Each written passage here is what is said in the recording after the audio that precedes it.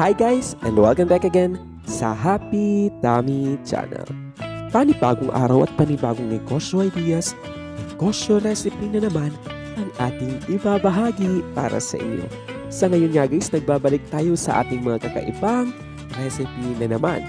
Sa ngayon nga na naman guys, ay pagsasamahin natin ang ating paboritong yogurt, probiotic, na Yakult at ang ating Milo sa isang napakasarap na recipe na patok na pang negosyo. Kaya ano pang hinihintay mo?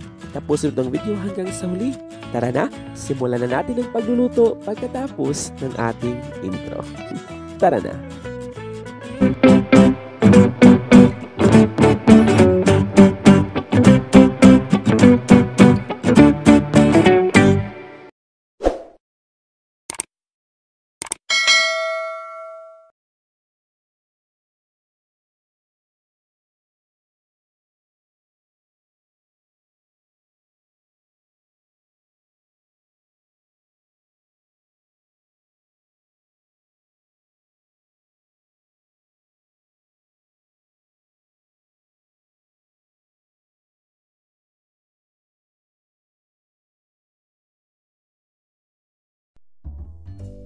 At para nga sa ating unang procedure sa isang malinis na bowl nga, ay maglagay tayo ng 1 cup ng all-purpose flour, 1/2 cup ng white or brown sugar, 1 teaspoon ng baking powder.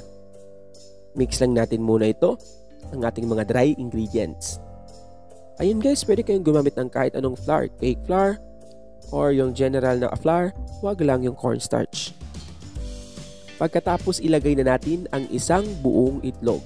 Mix lang muna natin siya hanggang mag-combine. And then ilagay na natin ang ating yogurt na Yakult.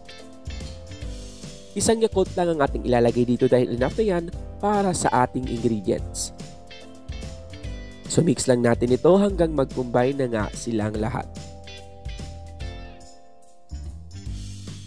So yan guys, huhulihin natin ang Milo dahil tatansyahin lang natin yan kung gaano kadami ang ating ilalagay. So mix lang natin siya. And then, sa next procedure na tayo.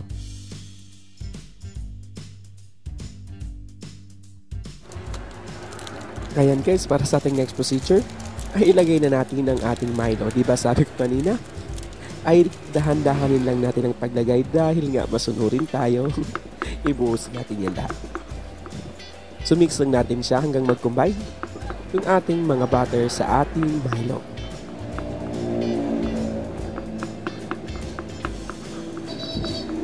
So yan guys, sa next procedure at magpiprito na tayo. At para sa ating pagpiprito, buksan muna natin ang ating butane, painitin ang ating kawali. Pagkatapos, ilagay na natin ang ating oil. So kailangan marami ang ating oil dahil i-deep fry natin yan. Ayan guys, ang ating ginamit na oil ay 15 pesos na oil lang yan. So pagkatapos ay gagamit tayo ng 2 kutsarita na naman. Pagkatapos ay bibilog-bilogin natin ang ating Yakult Milo balls. So ayan guys, parang gumagawa tayo dito ng fishball. So ayan guys, i-deep fry lang natin yan ng 2 to 3 minutes in a very low heat lang. Napaka-OA ko nun. Bakit? Dahil may tendency na masunog pag tinakasan natin yung apoy. Ayan guys. So constantly kailangan natin itong i-flip para hindi agad masunog yung other side nito at madaling maluto talaga. So kung nakikita nyo guys, napaka-perfect circle dahil gumamit tayo ng kutsarita na maliliit. Kaya nga kutsarita. So pagkatapos, i-drain lang natin ito sa ating strainer. At ito na ang ating final product. Pero bago yan guys, ay gagawa mo tayo ng ating caramel Milo sauce.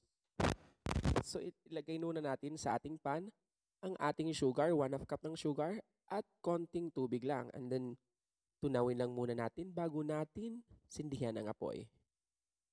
Pag natunaw na nga, isindihan na natin ang ating apoy. So low heat na apoy lang ang ating gagamitin dito. Pagkatapos ay ilagay na natin ang isang sachet ng Milo. So continue stirring lang hanggang maging malapot na nga yung ating mixture. So kung makikita nyo guys, napakasarap at napaka-chocolate niyan.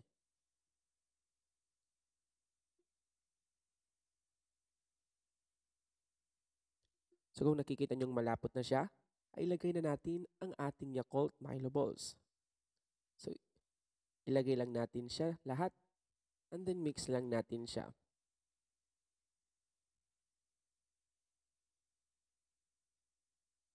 So kung makikita nyo, napakasarap yan guys. So parang donut na maliliit, hindi ba? Ayan guys, set aside lang natin at mag-plating na tayo.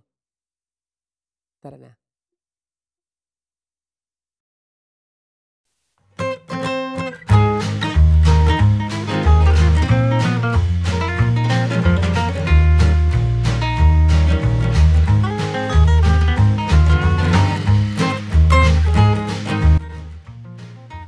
At eto na nga guys, presenting ang ating Yakult Milo Balls. Ayan na nga guys. Para sa ating complete list of ingredients at costing ay nandun sa description box sa baba. Pakitingin na lang po. Ayan guys, so pwede mo itong ibenta ng 1 to 2 pesos bawat isa. Depende sa marketing mo, depende sa budget mo, at depende sa laki ng gastos mo. Ayan guys, alam ko maraming tatanong dahil napakalaki ng ating kita. So kung makikita nyo guys sa ating description box ay nakalahad doon na yung kita na nilalagay ko ay kita mo para sa isang buwan, hindi kita para sa isang araw lang. So kung nakikita nyo sa description box ay nandun nakalagay lahat ng details para sa ating costing at kung magkano ang kikitain mo doon. Ayan guys, maraming salamat sa panonood. Huwag mong kalimutan mag-like and subscribe with the notification bell para updated ka always sa ating mga daily uploads. At meron na po din tayong Facebook page.